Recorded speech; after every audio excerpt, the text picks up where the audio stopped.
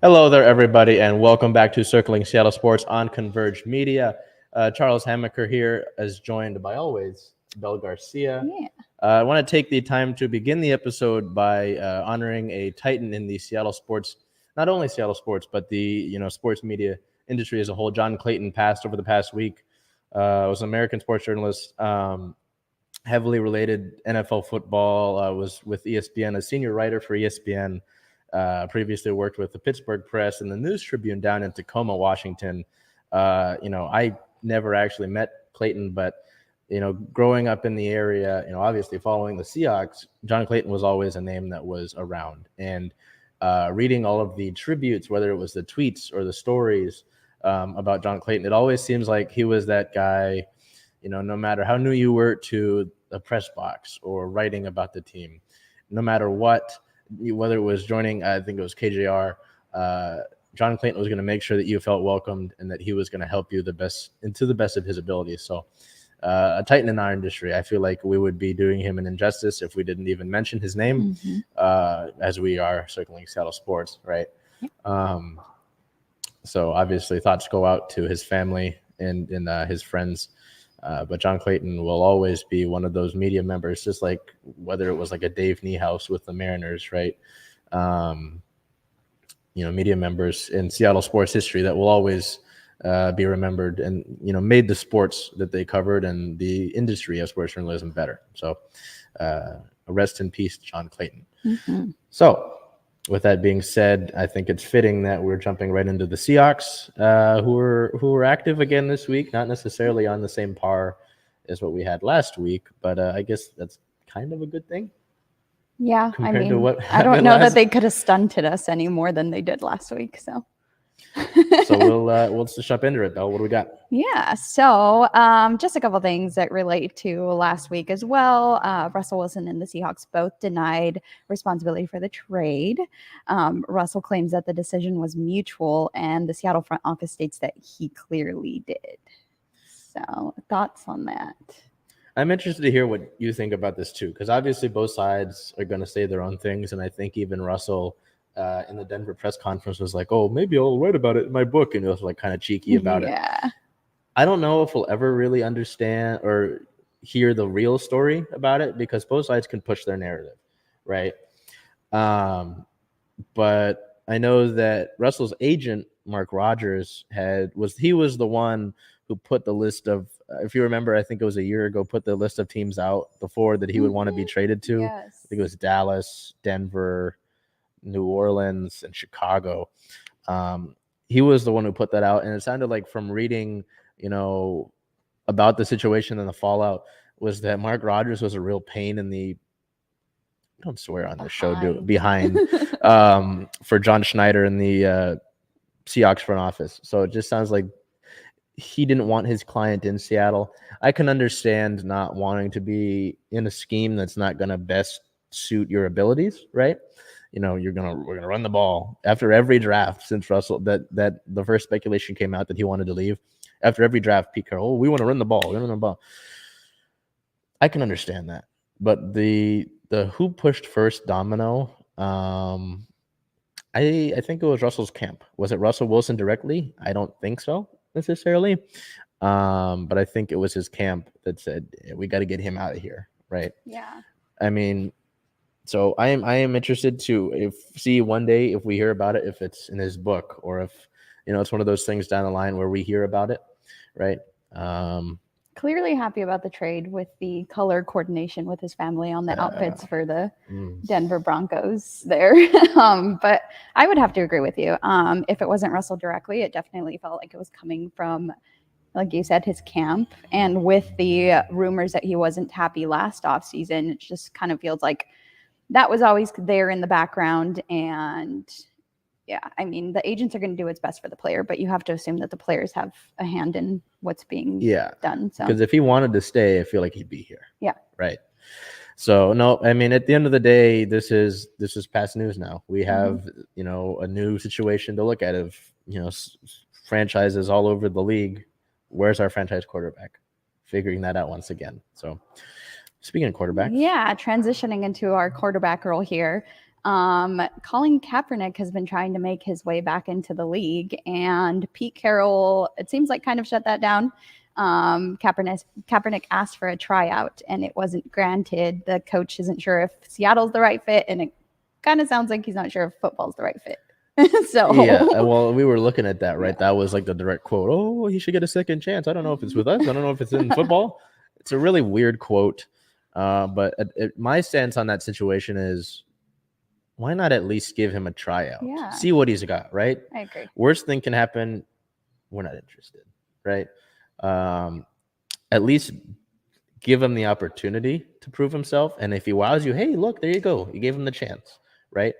And especially with what was said today with Shane Waldron, they had a press conference today. He said the quarterback position isn't being given to anyone right now, no matter the fact that Drew Lock is on the roster or not. Yeah. So you talk about compete all the time, right? Pete Carroll always, compete this, compete that, compete. Let him compete. Just give him a tryout. Yeah. Let him see. So I'm not saying, hey, he needs to be signed now, right? I'm saying just give him a shot, see how it goes. Yeah, he's fighting to try to find a role again. So why not at least give him the tryout? Do you think that we, obviously the options at quarterback are getting kind of slim. Do you think that we stick with Drew Lock? Are you still on Team Malik? Yeah, it's an interesting situation because prior to us recording this episode and earlier in the day that this was released, Matt Ryan was traded to the Indianapolis Colts. Marcus Mariota signed with the Falcons. So I would still go with the draft route. But I know that there have been murmurings of Baker Mayfield being traded to Seattle for a day 2 pick. Now, where I stand on that situation is, if you're going to give him a late round pick, sure. Okay. Because if we're just going to accept what Pete Carroll wants to get back to is running the football and being able to pass when needed to, Baker Mayfield could fit that role, right? I mean, he had a great running back and two great running backs with Nick Chubb and Kareem Hunt out in Cleveland. So, hey, if you want to fit that mold, sure. I can't tell you that he's a franchise guy. I really don't think he is. I mean, that playoff run they had, 2 years ago now, that was cool to see. But he hasn't been a guy that consistently, puts up these good numbers where I can say, okay, let's give him a shot, right? Cleveland's got a better, a more talented quarterback, a lesser human being now on the roster. But I would just want to avoid that situation, and I'm going to stick with my Malik Willis pick. Yeah. Do I know that happens? This team is full of surprises, obviously, as we've seen in years past, let alone in the last month, right? So I would avoid the quarterback situation. I mean, I would avoid trading for Baker Mayfield. Do you have an input on quarterback? Where do you stand on quarterback? I don't think that Mayfield is the answer. And like I said, everything's getting so slim. So I think that if I'm in that rebuilding mindset, I definitely would try to get something in the draft too. Yeah, for sure. Well, and I think that's important what you said with Mayfield, right? I don't want to press the issue of quarterback, right? I don't want to fall into a bad trade because I want to figure it out. I don't, with the way it is right now, I don't think you have a definite Super Bowl window. You have time to mess with some things. Mess with it. I don't want to press the issue. Oh, we need a guy right now. And I think any guy you would have been able to get to help you right now is gone. So that's how I said. Yeah. I think that was key. We have also been busy in signing others. So the Seahawks have signed Ed Uchenna Nwosu on a 2-year, $20 million deal. He is a 4-year veteran, had 15 career sacks, 1 interception, and 8 pass deflections, as well as signing center Austin Blythe on a 1-year, $4 million deal. Spent last season with Kansas City, didn't play because the Chiefs drafted a center who won the job. So doesn't sound very good. What do you think? You think he breaks out here? For Blythe, he had, when he was with the Rams, I know that a lot of the Rams following was upset that he wasn't with the team anymore to go to Kansas City. And I know that the center that, I think it was Creed Humphrey, was a center that the Chiefs drafted. He was somebody in the draft that I would have liked Seattle to pick last year. Yeah. But I know he won that starting job. And do I I think that Blythe is an upgrade over who we had the last few years in Ethan Posich and Kyle Fuller. Kyle Fuller did re-sign with the team though, Yes. Which I hope is just a depth thing. So I think it's an upgrade. Do I think it's like a Pro Bowl guy? No, I think he's just my goal. All I need from him ceiling wise, just be a solid starter. Mhm. I don't need you to go out there and lock down Aaron Donald every time we play the Rams, right? And just keep him right there. Yeah. Just be a solid starter, be a guy that I can count on instead of what we've had in the last few years at the center position. For sure. And our last signing here is corner Artie Burns on a 1 year, $2 million, 5-year veteran, spent last season with Chicago after 4 seasons with Pittsburgh. He had 4 career interceptions, 33 pass deflections, and is familiar with Sean Desai. So familiar head coach or coordinator there. Yeah. I'm intrigued. I want to ask you this though, because when we were talking about it, when we got here today, you looked at the 5-year veteran thing, the 4 career interceptions. I think you were like, that's not good. Why is that? You want more numbers from him, or what's your stance on Burns? I felt like there were other guys on the free agency list that might have had more of an impact, such as Kevin King, who I think we mentioned last season. Yep. So while this signing is okay, I don't know that he replaces a DJ Reed. Yeah, really, those are big shoes to fill, and I'm hoping though that the case is that this is like a slot corner type of guy, because you still got Sidney Jones, right, and he might be one of the outside guys. Hoping that Burns is a slot guy, and that you can bring in. I know Stephon Gilmore's still on the market. AJ Bouye got released by the Panthers, I believe it was. Kevin King is still on the market. That's where I would want to go with that. But I think his familiarity is with Desai is a big key, because Desai is somebody who has been talked about as a potential head coach. Yeah. And so I think knowing him really helps. It's like, hey, this is a guy I can vouch for. But yeah, I'm hoping that this isn't one of to replace like a DJ Reed, like one of the starting outside corner. Yeah, I agree with you on that. And we've also released a few players over the week. The team released Benson Mayowa. It was his second stint with Seattle. He had 6 sacks, 28 games played, 3 tackles for loss in the 2020-21 seasons, as well as cutting Carlos Dunlap and Kerry Hyder Jr. Dunlap's stats with Seattle in 25 games, Dunlap recorded 13.5 sacks, 18 tackles for loss, 2 pass deflections. Hyder Jr. stats with Seattle, 15 games, recovered 2 fumbles, 1.5 sacks, 3 tackles for loss. Carlos Dunlap's release was a surprise for me. I'm not sure how you felt about that one. See, that's the thing, because you sign Nwosu, which from what I understand, you're going to a 3-4, right? So you need 3 guys, 3 D linemen down, obviously on the D line. And you've got linebackers that are going to rush the quarterback. So you got Nwosu on one side. Who are your DNs? I mean, I saw a mock depth chart where Poona Ford was a DN. Now, I love Poona Ford. You know I love Poona Ford. But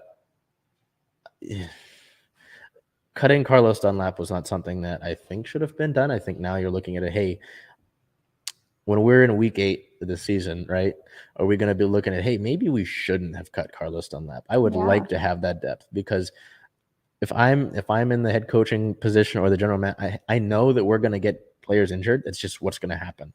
Never, I think, have you gone through a season and said, hey, we went throughout and we didn't suffer any major injuries to anybody. It's not going to happen.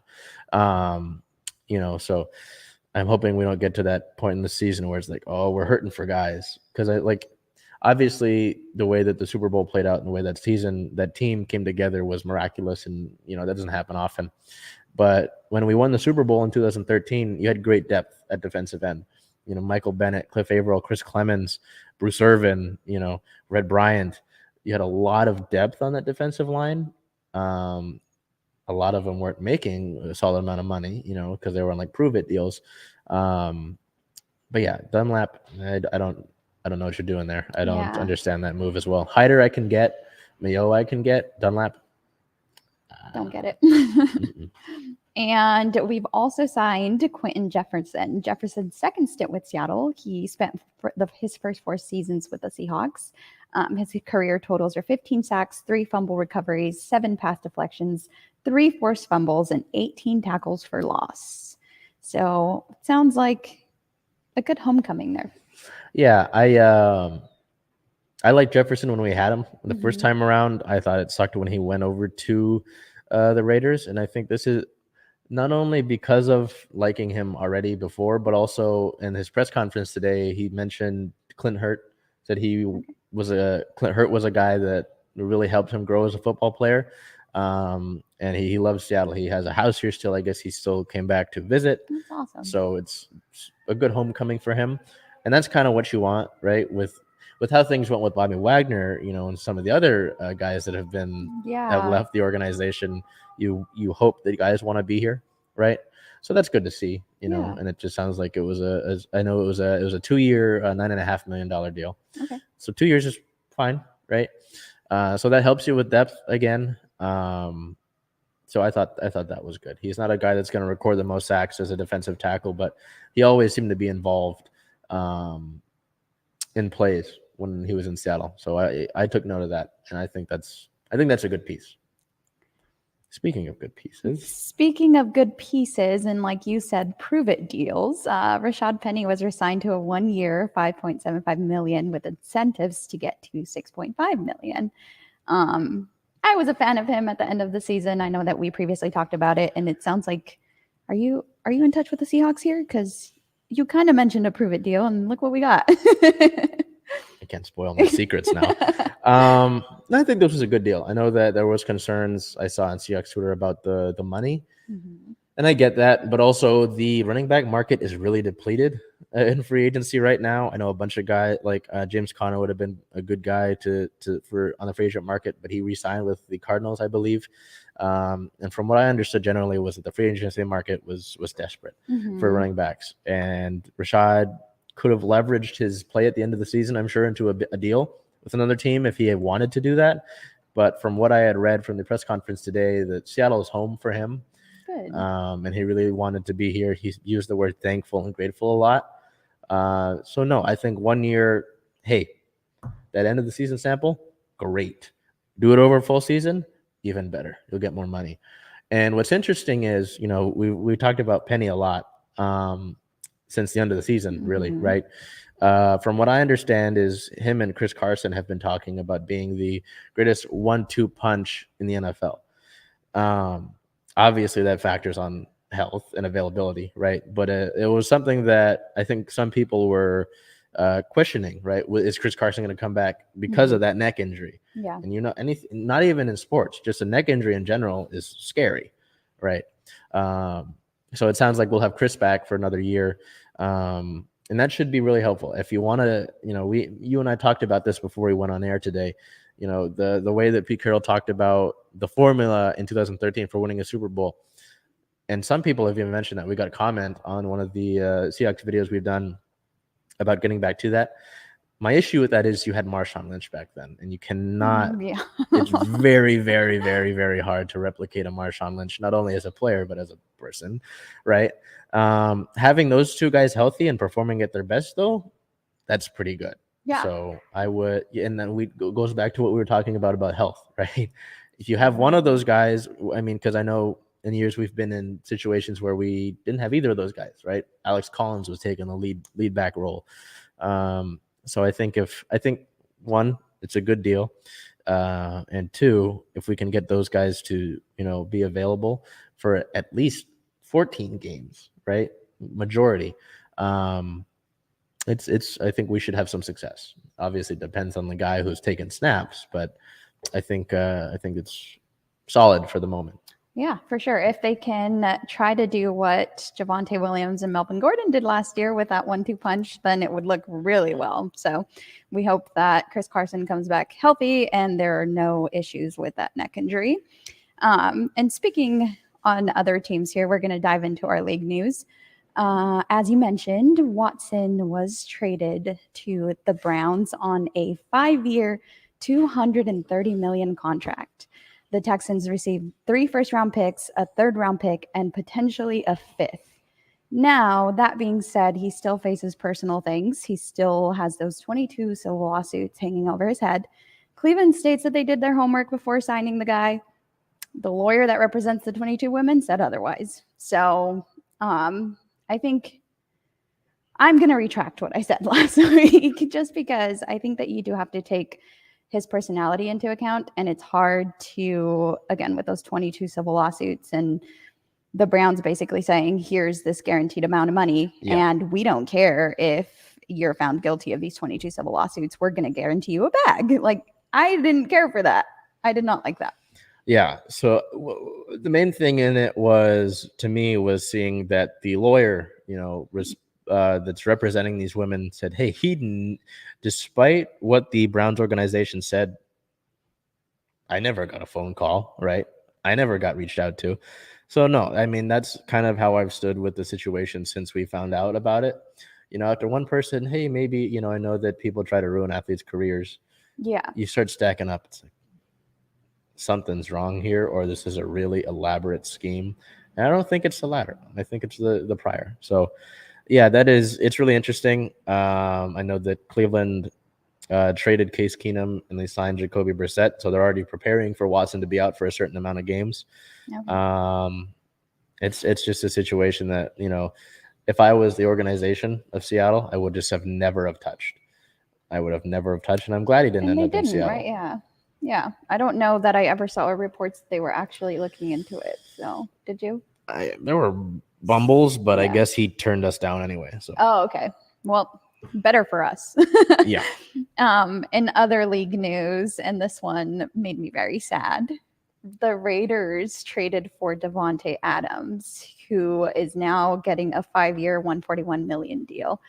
Apparently, Devonta's always wanted to play with Las Vegas, being from Fresno, and then he Oakland. reunites with then Oakland, and he reunites with Derek Carr. So again, not happy about it, but if you have noticed Bel's stickers over her tenure here with us on CSS on Converge, as Salman pans to the wide, Bel was not happy with it. It's interesting, not only to get him out of the NFC, but also the fact that Aaron Rodgers apparently knew about Devonta's desire to not stay in Green Bay and still signed the deal.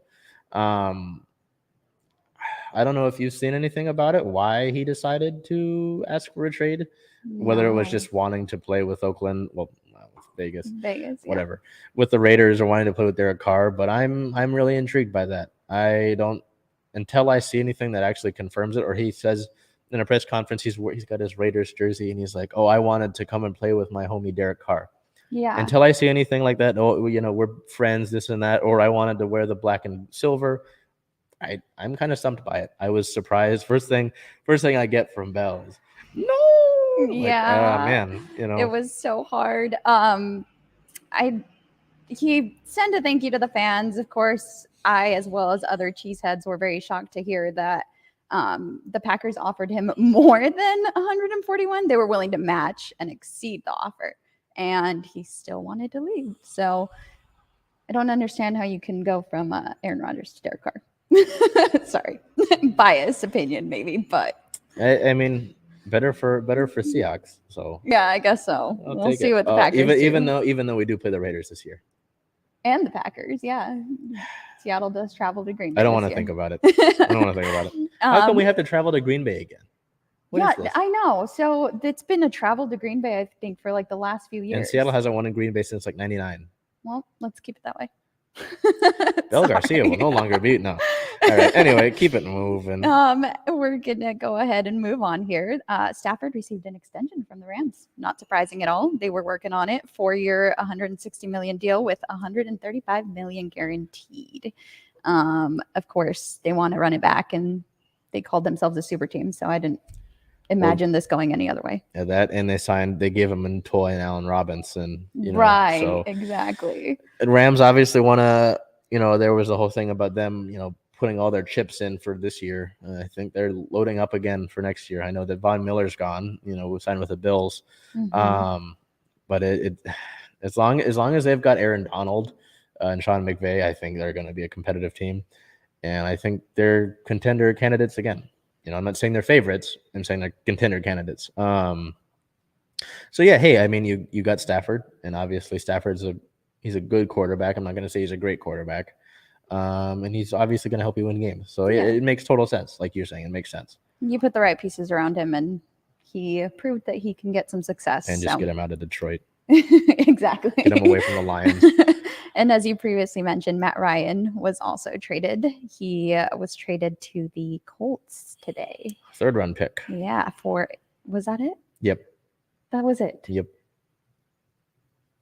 What is up with these trades this year, guys? It's a wild offseason. And Trent Brown decided to stay in New England after a successful visit with the Seahawks over the weekend where there was mutual interest. He decided to stay in New England on a 2-year deal. So not much to say about that. Yeah, I mean, you now have to shift your focus to the other tackles on the market. I know that Dwayne Brown has been receiving interest from the Panthers. Where he goes is still up to him, and I haven't seen anything else outside. I haven't seen anything about him wanting to stay in Seattle or Seattle working on a deal with him. So hey, see if you can get Teron Armstead, right? You still got a tackle problem. I know Brandon Shell's still a free agent, and Russell Wilson's been recruiting him to Denver. So you've got some things to figure out. So Trent Brown's on the market. You got to move to the next step. You got to move on. Got to deal with it. Your recruiting comment. I had read that Russell might have been recruiting Bobby. Do you believe that? I don't want to talk about it. Okay. Do I believe it? Yeah, I believe it because I'm sure Russell has always been a guy that wants to win, right? Yeah. He named his son Win. Okay, so there's name your children what you want, but yeah. And I mean, any team, I think any of the other 31 teams in the league outside of Seattle would want to sign up Bobby Wagner. I don't see why not, right? So I get it. I totally get it. I'm surprised to have not already gotten a notification of his signing. So sad face. Yeah. That one hurt more for me. Anyway, so we'll switch over to our Mariners here. On a more positive note, we actually have baseball games to look back at once again, since the last time we had that was, I think we came to you from the final 3 games of the series against the Angels as the Mariners pushed for a potential playoff spot. We do have games to look at. So over the past week, the Mariners played the San Diego Padres on the 18th, losing that game 4-6. Player of the game, center fielder and number 1 prospect in the system, Julio Rodriguez, 1-for-1. Hit a 3-run bomb that was an easy no-doubter, and got walked in his next appearance. So Julio made a big splash.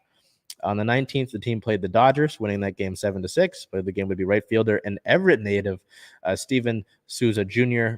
Going for 1-for-3, hitting a grand slam, the first grand slam of the Mariners spring training this season. And then the 20th versus the Anaheim Angels. I will call them Anaheim. I'm not calling them Los Angeles because they're in Anaheim. They're right down the street, right down the road from Disneyland. Okay, it just annoys me that they call themselves. Disneyland Technically, Angels. their legal name is the Los Angeles Angels of Anaheim, which is very weird. Yeah, it messes with me. So they're the Anaheim Angels, losing that game 3-7. New outfielder Jesse Winker went 1-for-3 with a 2 RBI double. So we move now. We're back to players of the week. I had. Actually, since this is your first time doing Players of the Week, Bel, we'll take a look at yours. Who did you have? Yeah, so I went with small sample size, but we're working with it, right? Third baseman Joe Brito, who went 1 of 2, no runs, a .500 average, .500 OBP, 1.00 SLG, 1.50 OPS. So that was my we're looking player at of the week. As you could see, going 1 for 2. Mine's 2 for 4. Small sample size, but we're back to games, so we're going to get it in there. I had Dylan Moore, went 2 for 4 with a run, a 500 batting average, a 500 on base percentage, a 500 slugging percentage, and a 1.00 on base plus slugging. So we move as, we're all happy about games being back. We move to a sadder note. Relief pitcher Casey Sadler is out for the season. Sadler will have surgery on his right shoulder. He had been dealing with some soreness in spring training. Mm-hmm. One of those key pieces for the Mariners bullpen last season, had a .67 ERA in 42 games, had a 29-inning consecutive no-run streak. But Seattle, the bullpen will still have Drew Steckenrider, Paul Seawolves, Diego Castillo, and last year addition, Ken Giles, who did not play last year, all in the bullpen this year and potentially more. But, losing depth always sucks, right? Because there might be points in the season where you say, hey, who else do we got? And you might have a Casey Sadler available, and now you won't. So, no word on what the injury was, or not officially. I just know it was a shoulder thing, and that he was supposed to, they on Saturday they were looking into treatment options, and then shortly after it was surgery, season-ending surgery. So the Mariners lose an arm in the bullpen. On the contrary, we have some signings to look at here. Firstly, the first few days of spring training, the team signed 3 minor league deals. On the 15th, the team signed first baseman Mike Ford to a minor league deal. He was previously a Rule 5 pick for the Mariners. On the 16th, the team signed former top prospect catcher Chance Sisco to a minor league deal with an invitation to MLB camp. On the 20th, the team signed pitcher Ryan Buchter to a minor league deal with an invite to MLB camp. And then today, on the 21st, the Mariners added a few more players to their MLB camp. Outfielder Billy Hamilton and pitcher Andrew Albers, both the minor league deals, of course, inviting those to the MLB camp.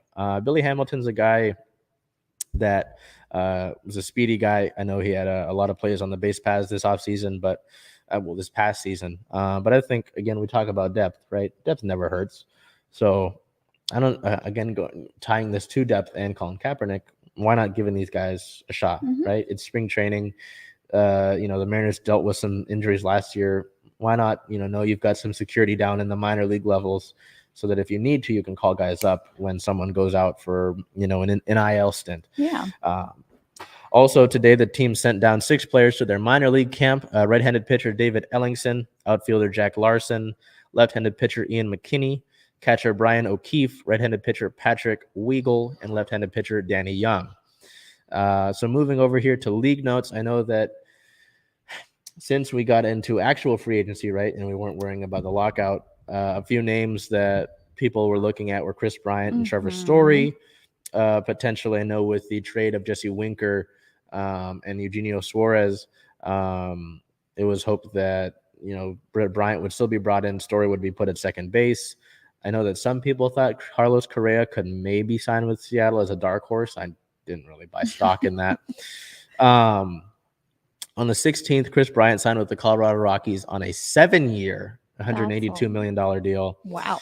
On the 20th, Trevor Story signed with the Red Sox.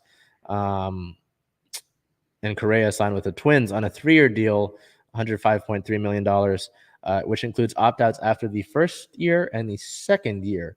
So that deal to me was really interesting because it says, hey, if things don't work out how I want them to in Minnesota and I don't like it, I can reset myself next free agency.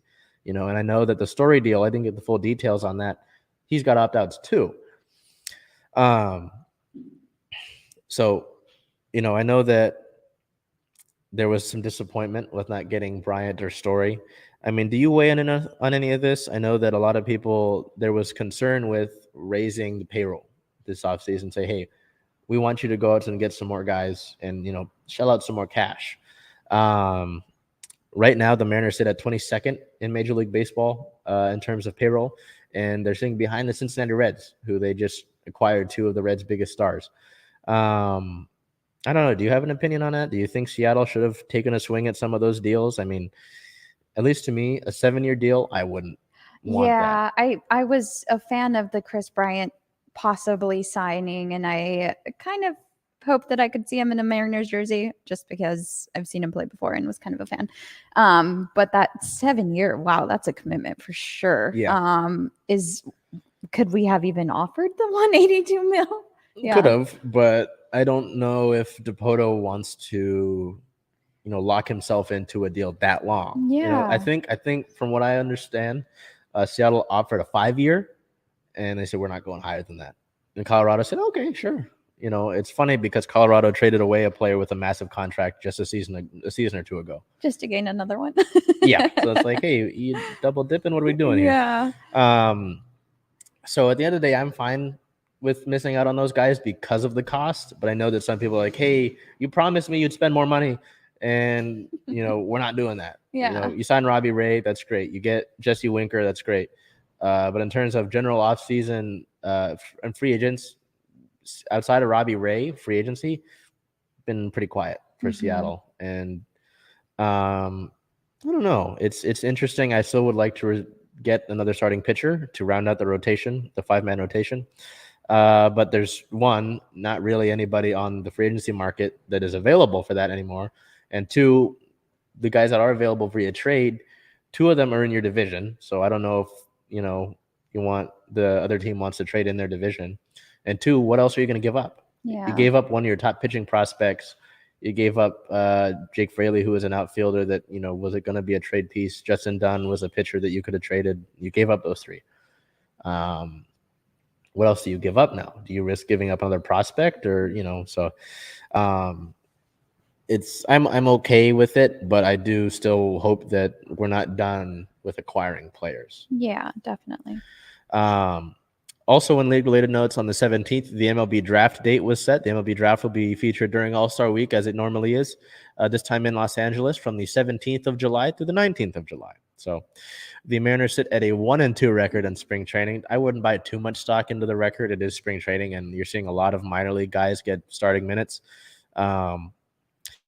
Ahead on a hefty schedule here. You see, we've got 7 games going on here, so it's kind of like a collage. We've thrown everything in there.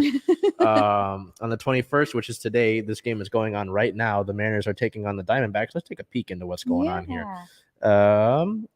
Let's take a little peek here as MLB Game Day tries to assist me. Ooh, it is the end of the second inning, and the Diamondbacks are leading 6-0. Ooh. Wow. Let's see what's going on. Diamondbacks got 2 runs in the first inning and 4 in the second. Oh, boy.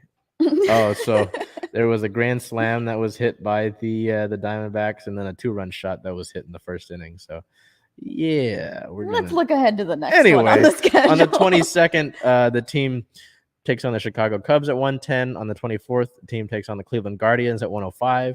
On the 25th, versus the White Sox at 6:40. 26th versus the Milwaukee Brewers at 1:10. 27th at the Oakland Athletics at 1:05. And 28th versus the Texas Rangers at 1:10.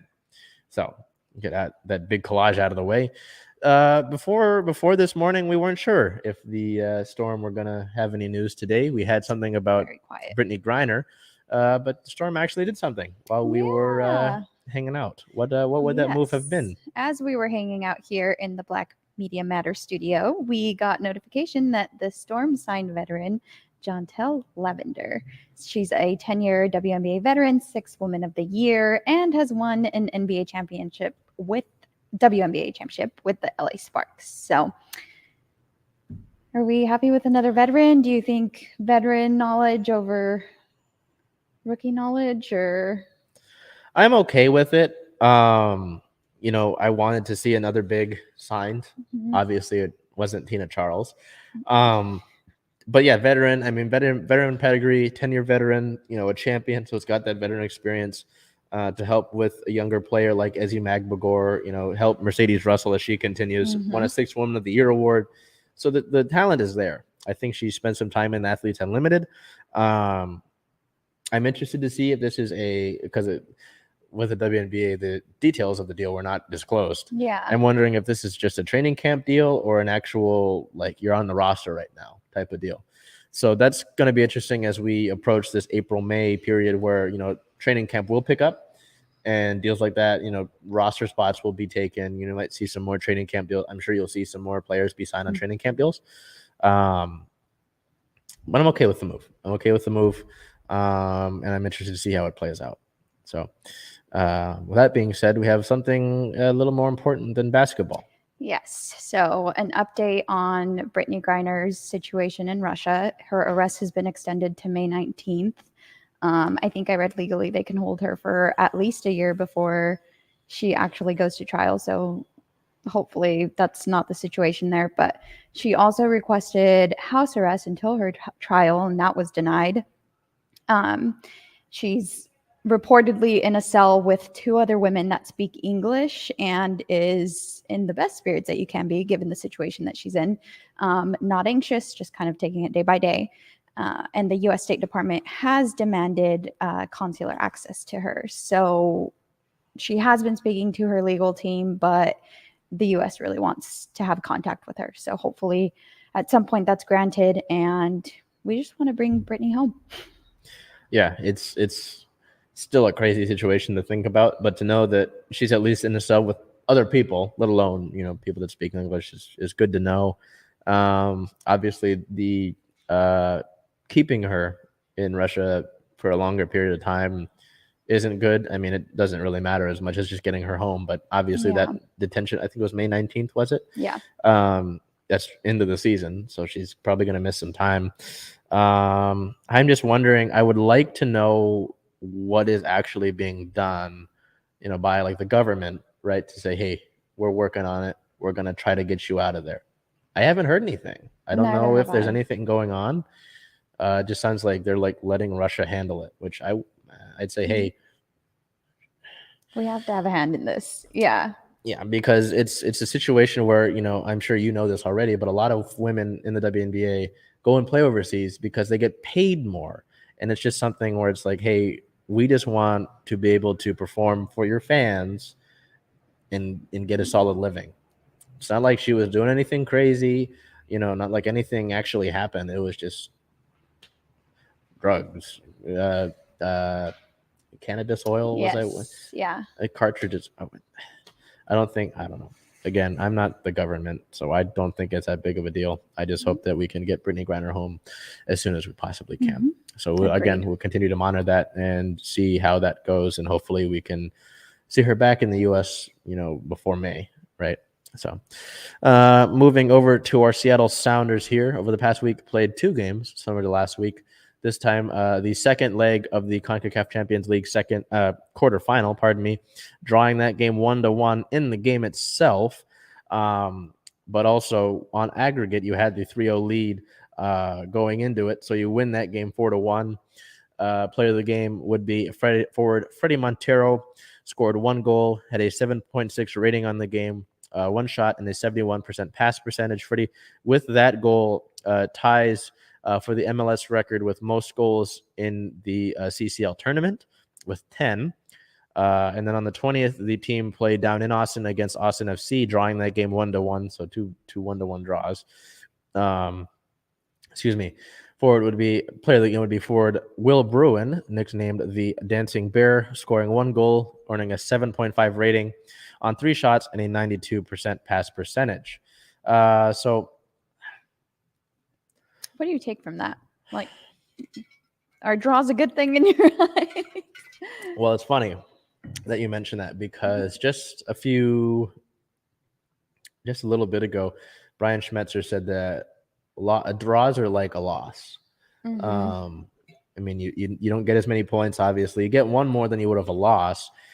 But no, I think I'm not going to say it's concerning necessarily, because you handled Motagua. You beat LA the other week. Austin has had a much different roster than last year, where they really struggled. So a draw, I don't think it's the most concerning thing in the Austin. I'd say if we're here next week, right, and we're looking at these games. Oh wait, not next week. Not next. In 2 weeks, after the international break, if we're here and we're saying, hey, we're looking at more draws or losses, and we don't have a win. Granted, those games aren't going to be necessarily the most easy. It's the Seattle Sounders. Greatness is expected from that organization. So with that being said, if we're looking at draws, I think a few more weeks into the season, then I'm going to hit the red big panic button and say, hey, what's going on? I know I had that concern earlier in the season when, you lost to Nashville, couldn't win in regular season. You lost to Colorado. Real Salt Lake, pardon me. I'm going to hold off on the panic. And I'm just going to say, let me see more. Let me see more.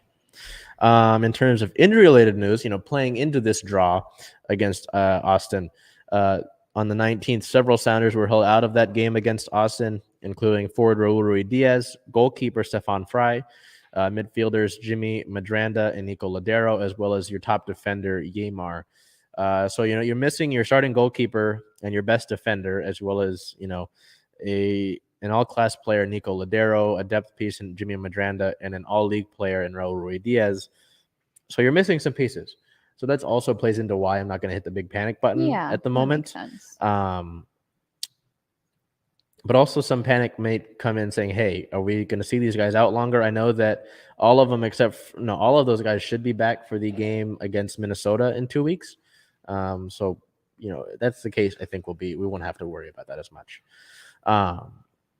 Moving as we head over to team-related notes, on the 21st, midfielder Christian Roldan was named to the MLS Team of the Week for his performance, recording a 7.9 rating against Austin with 1 assist, a 67% passing percentage, recording 3 key passes and 1 clearance. So Christian, I know, has been playing at an MVP level since we began the season. He's one guy that's really stuck out to me. He's always around the ball, in on scoring chances, and just overall has been the heartbeat to me, not only this season, but for a good amount of time that he's been with the organization, especially being a homegrown guy. So good to see that he's being acknowledged, and just hope that he can continue to maintain that. He's going to be a little busy this week as he's on the U.S. men's national team, and they have a couple of key games to try to qualify for the World Cup. So best of luck to Christian as he continues. For the Sounders, as we were kind of talking about, with their 1 win, 1 draw, 2 loss record, setting 10th in the Western Conference, we don't have any games for you this upcoming week, but the week after, what we've got on the table for you, April 2nd, the team travels to Minnesota to play the Minnesota United Loons at 5 o'clock. And then on April 6th versus New York City FC, the reigning MLS champions, at 7 o'clock. That is leg 1 of the CONCACAF Champions League semifinal. With advancing to the semifinal and New York advancing to the semifinal, it guarantees that an MLS team will be in the CONCACAF Champions League final. No MLS team has ever won that tournament. So it would be nice for Seattle to be the first to do that. So you still got a challenge ahead, but the boys will be on international break this upcoming week. So we head over to our Seattle Kraken, who have been busy up until we started recording. So we'll get into the scores here. March 16th versus the Tampa Bay Lightning, the back-to-back champions, losing that game 1-4. Player of the game would be forward Yanni Gourde with a goal, a point, 4 shots on goal, a block, and 1 takeaway in the game against his former team. And then March 19th versus the Detroit Red Wings, winning that game 4-2. Player of the game again Yanni Gourde, this time with 2 goals, 2 points, a 1+- and 2 shots on goal. Now, these games were very interesting. One, because the crowd was great for both those games. They were electric. Yeah. I know after the Yanni Gourde goal, so Seattle scored first in that Tampa Bay game, and that place lit up. That was probably that goal was one of the louder ones I've heard all year. And then you get drubbed. He let up 4 unanswered. Tampa Bay is I don't know if they're a favorite, but they're going to contend for the title again this year after winning it the last 2 years. So, they're setting the standard right now. Yeah. So I'm okay with losing that game. Detroit, you come into that game in the first period, you're dominating shots. They didn't get a shot on goal until 8 minutes left in the period. That's 12 minutes without getting a shot on goal. Seattle was peppering. So you think, hey, and Detroit was making a bunch of great saves. You think, hey, one of these is going to go in. Just keep pushing. We head into the second period. Detroit says, we're going to flip the switch on you. They get 2 goals in a matter of a few minutes. You say, how did we get here? This is the most Seattle Kraken thing that's happened. This is the most Kraken period we've seen all year, where you're dominating in the game in the period before, and now, poop. There are 2, yeah. Head into the third period at around the 12-minute left mark. Goaltender Philip Grubauer makes a sprawling save to keep Detroit out of the goal, making that would have made it 3-0, right? Makes it an even more insurmountable lead. And so Seattle comes in and scores 4 unanswered goals. The interesting thing about Yanni Gourde is that he got hit in the face with the puck in that period. He got hit in the face, and he had to go out for it, got it stitched up, came right back out, scored 2 goals, including the one to take the lead and the empty netter. So, he had a good week. Good. But it's interesting, before we get into all the trades with this team, I think there's a few players that I would want to make sure that are on the team next year. Because as we're going to get into it, a lot of moving pieces. I would like to keep Philip Grubauer. I'd like to keep both goaltenders. I know they've both had a tough year, and because their defenders haven't, given them any favors. So just going to move past that. But Yanni Gourde, I would love to keep on the team. He's a guy that every game, his energy is great. He's always flying around, and it's always funny. His fights afterwards, like 99% of the time, he's got a big grin on his face after he's gotten in a fight. That's a guy I would like to keep on the roster and maybe give him the captaincy next year, since I don't think it's any secret your captain was traded. Yeah. Jared McCann signed a 5-year deal. He's been probably your best player. Obviously keep him. Jaden Schwartz. I have to look over to my notes now to see who's still on the roster here because we lost so many people. Jordan Eberle was an all-star this year. Sure, I'm okay with that. Morgan Geekie's a younger guy. I'd like to keep him as well. Outside of that, a lot of the other guys on the skater line are kind of disposable. The defenseman Hayden Fleury, a guy who's a younger defenseman, is finally going to get some time with a lot of his defenseman counterparts being traded. So I think it's important we look at this before we get to the trades, right? I talked to you about this before we started, I think. There were expectations that Seattle was going to see immediate success because of what Vegas did. Yep. That was never going to be the case. The league saw what Vegas was able to do, making trades on the side, leveraging themselves into getting better deals. So we're not going to let that happen again. They had years to prepare because they knew that Seattle was going to get a team in 2018. It was announced officially. So they said, okay, there's going to be another draft. We have to get ready for that. And so they were able to prepare for that properly. You were able to sign some guys in free agency like Grubauer, but you were kind of had the deck stacked against you in the draft. Granted, there were concerns that you could have drafted better players in the draft, but we'll say that for later. Just the idea that you were going to replicate anybody comparing it to Vegas, I think is there. Not to throw shade. But he's not a sports anchor, but there's an anchor on one of the news stations around here that said, it's disappointing that they weren't able to see immediate success. No. Tell me, how many expansion teams have you seen that see immediate success? No, yeah, that's a false expectation. Yeah. So I just thought that was a little silly. Yeah, it's like some shade though.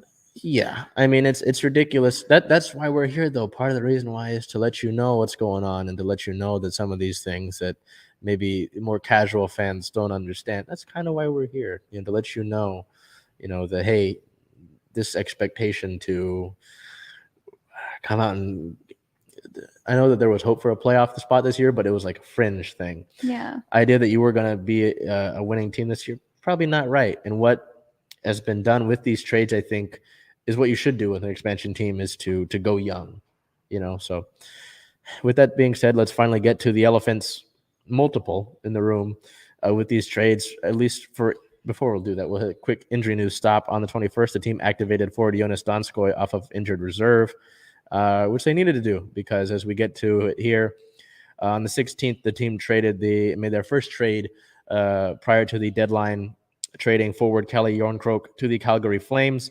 The Flames received the Yarncrow. Seattle received a 2022 second-round pick and a 2023 third-round pick, as well as a 2024 seventh-round pick. This season with Seattle, Yarncrow had 12 goals, 5 assists, and 27 points. We'll take a quick detour for a prospect check-in to check in on the young fellas. Riker Evans, down with the Regina Pats in the WHL, recorded his 100th career assist. Evans this season playing in 56 games, recording 13 goals, 41 assists for 54 points, and 2 game-winning goals. And then over to the prize jewel of the Kraken younger players, Maddie Beniers earning all Big Ten tournament honors as Michigan won the Big Ten tournament. Beniers scoring 4 points, 2 goals, and 2 assists in 33 games played this year. Beniers has 19 goals, 21 assists, 4 points, and 4 game-winning goals as Michigan is currently the number 1 seed in the NCAA men's ice hockey tournament. We head over to the big trade that I think we talked about. It had been kind of speculated, just depends on where he was going to go. Seattle Kraken captain Mark Giordano was traded to his hometown Toronto Maple Leafs, in addition to forward Colin Blackwell. Colin Blackwell was a surprise addition to me. I knew that Giordano was going to be traded. He had made it known to the front office that he wanted to go and chase the Stanley Cup as his age, increased. Blackwell being added was something that was surprising to me. Blackwell was an energetic forward that, was always scrappy each game, referred to by the Twitter Kraken admins as a short king. So the Maple Leafs received Giordano and Colin Blackwell. Giordano will play for his hometown team, as I mentioned, recorded 6 goals, 17 assists, and 23 points through 55 games played this season. Blackwell this season, 39 games played, 8 goals, 9 assists, 17 points, and 1 game winner.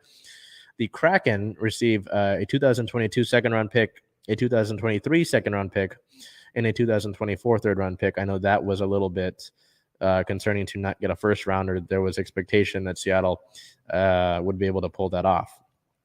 Not able to do so, as you see there. I can't really take a stop to look at any of these necessarily because there were so many of them. The team would trade defenseman Jeremy Lauzon to the Nashville Predators. The Predators received Lauzon, and the Kraken received a second-round pick in 2023. The team traded forward Mason Appleton back to the team that he was selected from in the expansion draft, the Winnipeg Jets. The Jets received Mason Appleton, and the Kraken received the 2023 fourth-round pick from the Jets. And then today, excuse me, on the 21st, the team traded forward Marcus Johansson to his former team, the Washington Capitals. The Capitals received forward Marcus Johansson, and the Kraken received forward Daniel Sprong, a 2022 fourth-round pick, and a 2023 sixth-round pick. Also on the 21st, the team recalled forward Cole Lind from the Charlotte Checkers, and the team picked up defenseman Derek Poliot off from waivers from the Vegas Knights. Poliot is a defenseman that is 28 years old. He's on his 5th team in the league currently, and has only played in 4 NHL games since 2019. So with that big whirlwind,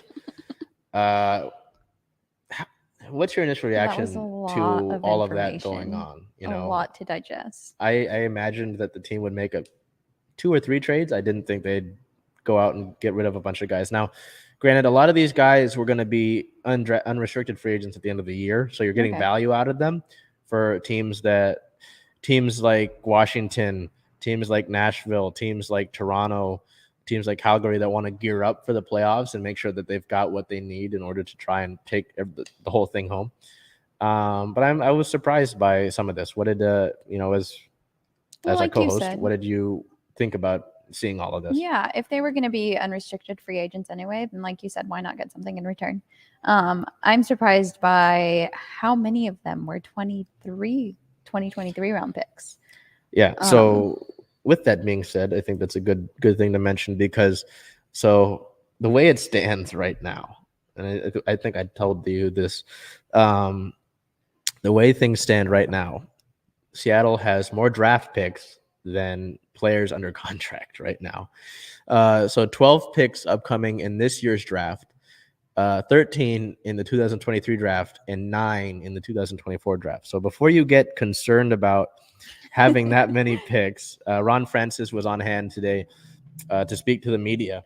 And we'll look a little bit at what he was saying. Talked about accommodating some of those player requests to be traded, said that 4 of the 6 guys that were moved went to places that were probably their first choice. Mm-hmm. So that's good to hear, right? You don't, with the Seahawks and how they've handled some situations, you want to hear guys that have positive reflections on the organization, right? Said that about the draft picks and how many that you've got, hopes to use some of those as currency. Trade pieces, so that's good. You'd hope to not use all 25 picks over the next 2 years. Gives you some draft capital, or you can go into the summer, right, and say, hey, we're here to trade, right? If you're another team and you want to go younger and you want to move a guy, hey, Seattle's got picks, right? So there was that. The plan to be competitive is still on the table. Francis said we have the cap space, we have the money, we still plan on being active in free agency. If we can be, we want to be every bit as competitive as any other team in the league. So that expectation is still there. How much of that will be reality is, I mean, we still have to see. How much time do they have left before the free agency is over? Huh? How much time do they have? Oh, free left? agency hasn't started. Oh, The draft, so the trade all of deadline these- happened. Oh, okay. Trade deadline, yeah, that ended at noon our time. Got it. It's weird, like the NFL draft. I mean, the NFL trade deadline where some like get announced after. Yeah. I think we might hear something about that, but as of the moment, we don't have anything. About Giordano, I know that some people were interested about that. I guess Giordano came up to Francis and said, "Francis, how do you want to? What kind of approach do you want to take to this?" He said, "I'm not tying your hands. You can trade me anywhere you want." Legally, he had to give him 10 trades because he's got a no trade clause. And I guess all of them were teams that weren't in the playoffs. And so Ron Francis was able to accommodate that, send him to his hometown team, a team that's going to chase a Stanley Cup this season. So that was kind of nice to see. Lausanne, I don't know how much hockey you follow. Lausanne's a guy who gets in a lot of fights, which is nice to have an enforcer, right? But didn't really make up for it in his talent end. So to see them get a second round pick was surprising. It's funny because Francis said I wasn't really looking to trade him, but teams were offering a second round pick and they thought that was more than a fair value. So they said, Wow. "Oh, you want him? Here you go." You know, not turning a second rounder. Yeah. Viewed as comparable deals. Well, then it sounds like they'll have a busy off season. Yeah. I know that Francis had said that they were hoping to be aggressive in free agency. So, well, obviously, the way I look at it though is be smart if you're going to be aggressive. Don't overpay for a guy and get into a bidding war if it's unnecessary. You know. Does this look like rebuild to you? Well, I mean, it's the first year, so I can't necessarily say rebuild. I think you're stocking up. Trying things out still. Because I think the plan is to be young, right? Yeah. But here, it's perfect. You said that right as I read this quote. We didn't do all this to draft and develop and be good 5 years from now. We did this to give us the tools to try and be better next season. So it's interesting. I think you hit on it. They want to be busy this offseason, which I'm sure they will. He said they could have looked at making more deals, but then it really depletes you even more. It's They need to have a roster. I guess they weren't looking at trading Blackwell, but they were probably going to do it if they couldn't get him an extension. So that's nice to look at. But yeah, so it was a busy season. I know that the way I looked at it before Johansson was traded, you had 4 offensive lines still available. And three defensive lines. Now you're back to 4 because you acquired Sprong in that trade and you added Pouliot to make it 7 defensemen. So you've technically got a roster that's available, but you're very, very, very thin on depth. Yeah. So that's why I imagine you see some of your prospects maybe getting some ice time with you here soon. But pretty wild time. I mean, we look at it with NFL free agency happening and some weird version of MLB free agency, as well as the NHL trade deadline, all taking place in these last few weeks, and that's why we've been so busy, So we look at the Kraken record here, going 19-38-6, 19 wins, 38 losses, and 6 overtime losses, resulting in 44 points. Still sitting at 8th in the Pacific Division, and I highly doubt that's going anywhere anytime soon. The Kraken sit. Well, I already said that. Looking ahead. Their upcoming games, there's 3 road games, 2 of them in LA. The first being March 22nd at the Arizona Coyotes with a 7 o'clock start. March 26th at the LA Kings with a 7:30 start. And March 28th at the LA Kings with a 7:30 start. So trip down to LA after a little quick stop in Arizona. And it's interesting. We talk about the division standing. Before, and I don't know where they sit at it right now because I haven't looked, but before the team actually beat Detroit, they were the lowest. They were the last team, and they were at the bottom of the NHL standings, the total league standings. So, you look at the draft, you're gonna guarantee yourself a high pick with whatever you've got. So, building young, they will be somewhat building young. Is it usual for them to do double headers with the same team like that? Not necessarily. I think this might have factored in with some of the games that got rescheduled. Makes sense. Because at the end of this month and the beginning of April, they have a sort of doubleheader against Vegas where they play Vegas on the 30th of the month this month and then the 1st of April. So it might have been just a scheduling thing that got thrown in there. So we head over to our OL Reign here, who began their Challenge Cup with a March 18th match versus the Portland Thorns, drawing that 1-1. Player of the game would be outside back Sofia Huerta, recording the only goal for the Reign on 3 shots, 2 shots on goal, and 7 corners. It was an interesting game. It was nice to be back, have the Reign back at Lumen Field. The attendance was the 4th highest for a home match in Reign history. Could you feel that? Like they were loud. Yeah, they were definitely loud. Yeah. It was interesting to see the way they do it, but also it was their first home match in Lumen, so I'm sure they'll upgrade that and update that as we get closer to regular season. But in terms of the on-field play, I think they're still figuring some things out, and that's how I always kind of view Challenge Cup: is you're figuring some things out. Obviously, it's Challenge Cup. There's a trophy on the line, but I think you've still got some things to figure out. And at least you didn't lose to Portland. You never want to lose to your rivals. Although you just said that a draw kind of counts as a loss. Yeah. So, but it's not a loss. Not technically. Not technically. But,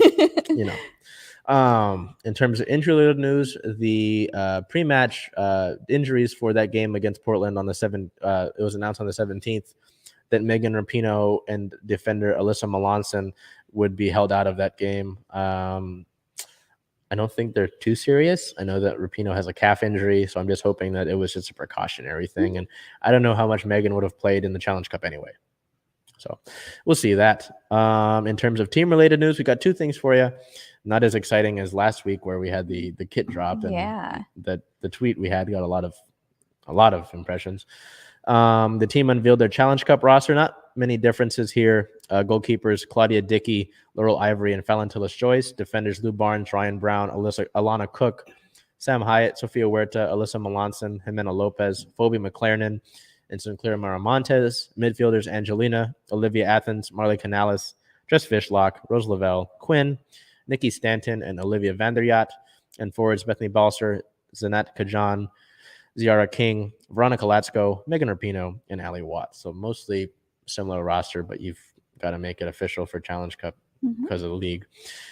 The news I do want to talk about, though, is someone I spoke with for an interview on Circling Seattle Sports. The team signed a midfielder, Olivia Vanderyacht, to a 1-year deal. So the 33rd overall pick in this year's draft finally got an actual contract. A Kent native and a UW alumni.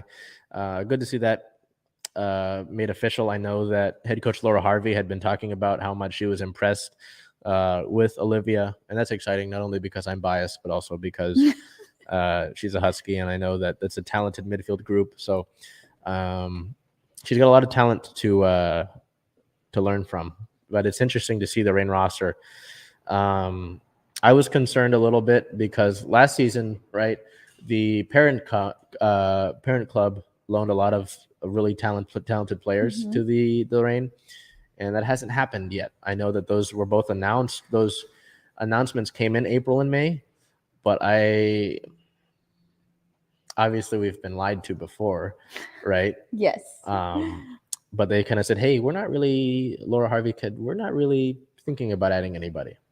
So how much stock that I take into that, I don't know, but we'll see. A friend of mine I was talking to, we were talking about it. She said she doesn't really think they're going to add anybody. But again, those announcements came in April and May. So I don't know. We'll see. So the Reign sit at a 0-win, 1 draw, 0 loss record. Their next match is March 26th versus Angel City FC in LA with a 1:00 start. Is the first match against Angel City as they are an expansion team. That game will be on Paramount Plus. It should be exciting because Angel City is owned by Natalie Portman, so that's Angel City has a very I implore you to go and take a look at Angel City's ownership group. Yeah, there's a lot of big names there. Really, but also because it's another chance to see how the roster gets shaped up and to see what Harvey will take from that last match against Portland. So we head over to our Seattle Seawolves, who continued their regular season.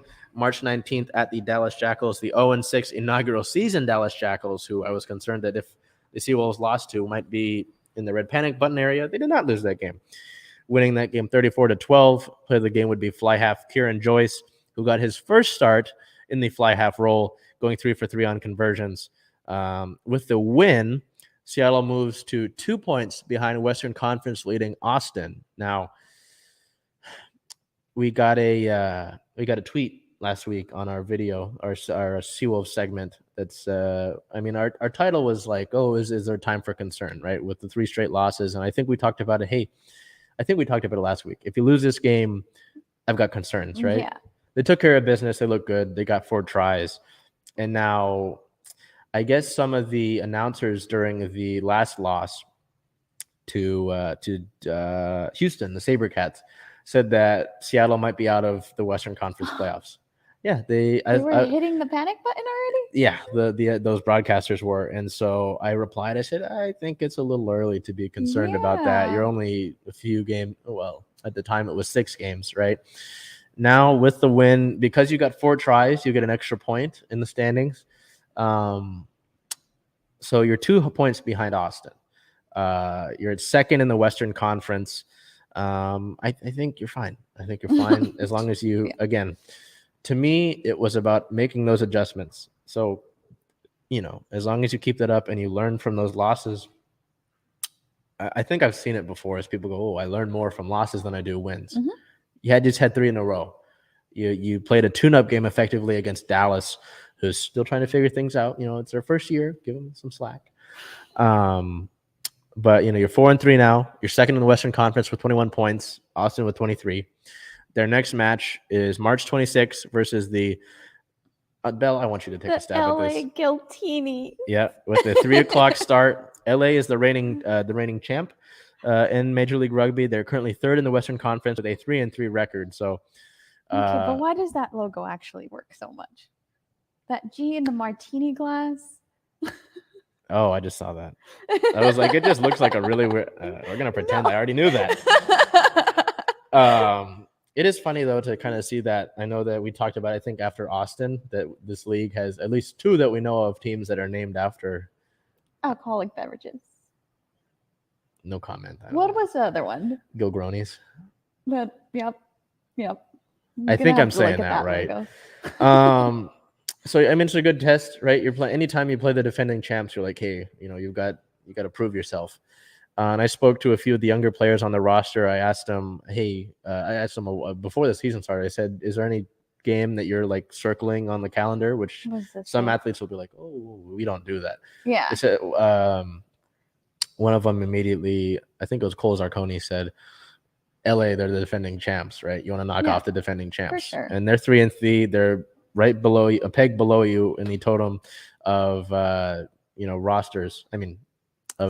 Standings. So you want to take care of business. So with that being said, that is your week in Seattle sports news. Bel and I hope to always give you the best coverage of everything that's going on, whether it's the Mariners signing a guy to a minor league contract or the Reign hopefully taking care of business this year and finally getting their first title. Trying to do our best, right? Yeah.